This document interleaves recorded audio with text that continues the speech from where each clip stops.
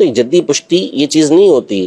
اگر پیر کا پوتا، پیر کا پڑپوتا خرافات کے اندر پڑا ہوا ہے، اس کی شرائط نہیں اس کے اندر پائی جاتی تو اس کی بیعت نہیں کی جا سکتی، بیعت نہیں ہو سکتی، ہوگی نہیں بیعت. بیعت کی ہے تو ٹوٹ چکی ہے آپ کی اس سے. کچھ لوگ کچھ ایریاز ایسے ہیں، اگر ہم سندھ میں، پنجاب میں، تو ہوتا ہے کہ جدی پشتی ایک سلسلہ، یعنی پیر صاحب، ان کے پیر بیٹے، ان کے بیٹے. اب یہ دیکھے بغیر کہ وہ بعد والے جو آئے ہیں، ٹھیک ہے اوپر لڑی بہت ایک اچھے تھے اور سب تھے، لیکن آگے جو سلسلہ تھا وہ اس طرح نہیں ہے. لیکن یہ ہے کہ وہ والد کے پیر ہیں، وہ دادا کے پیر ہیں، یہ فلاں کے پیر ہیں، ان سے ہی چلتا ہوا آ رہا ہے. تو اب بعد میں لوگوں کو یہ سوچنا چاہیے، بعد کی اولادوں کو. ہر ایک اپنی ذمہ داری پر ہے.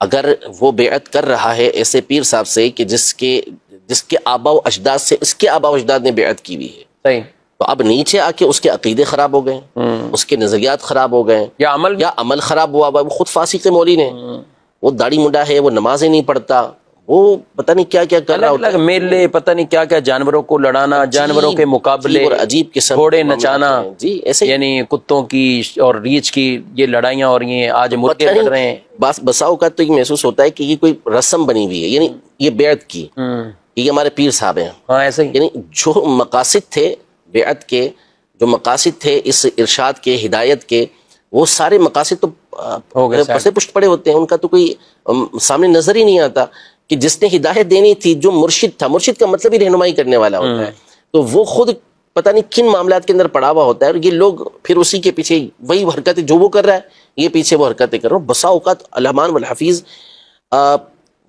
ان لوگوں کی اس بے پناہ عقیدت اور جہالت والی عقیدت کی وجہ سے وہ جو بیعت جس سے بیعت کی جا رہی ہوتی ہے، اس کو کیا پیر، اس کو کیا مرشد کہیں گے، وہ جن خرافات کے اندر پڑتا ہے اور جو رویہ ہوتا ہے، جو سلوک ہوتا ہے، وہ تو ہم تصور بھی نہیں کر سکتے کہ کیا سے کیا ہو گیا. حالانکہ بیعت کا، ارشاد کا جو منصب ہے، یہ گویا کہ نبی پاک صلی اللہ علیہ وسلم کی نیابت ہے، ہدایت دینا ہے. حضور پاک صلی اللہ علیہ وسلم تک سلسلہ متصل رکھا گیا کہ انہی کی باتوں کو آپ نے آگے پہنچانا ہے، اور ہماری خانقاہوں کا یہی مشرب رہا ہے، یہی طریقہ کار رہا ہے کہ وہ اسی طرح لوگوں کی رہنمائی کیا کرتے تھے. جیسا ہم امیر السنت کو دیکھتے ہیں کس انداز میں لوگوں کو رہنمائی کر رہے ہوتے ہیں، کیسے ان کی ہدایت کا سامان کر رہے ہوتے ہیں، کس طرح ہمارے باطنی امراض جو ہوتے ہیں اس کے اوپر تنبیہ کر رہے ہوتے ہیں، چھوٹی چھوٹی باتوں کے بارے میں بتا رہے ہوتے ہیں کہ کیسے نفس شیطان ہمارے اوپر حاوی ہونے کی کوشش کرتا ہے، کیسے بہکاوے کے اندر لے کر آتا ہے. اور زندگی کے 40 سال گویا کہ اس میں گزرے، اور یہ پہلے کہیں کہ کتب اور رسائل میں، اب تو مدنی چینل کی اسکرین پر دنیا بھر میں بھی جاتے ہیں، سب باتیں بتاتے ہیں.